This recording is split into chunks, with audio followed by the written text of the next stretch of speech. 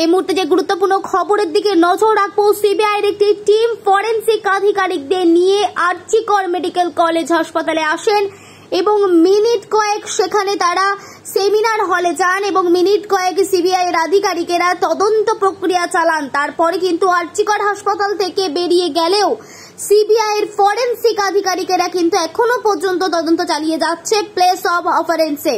দেখুন বিস্তারিত, bureau report, channel 24 নাও, সত্য কথা সবার আগে।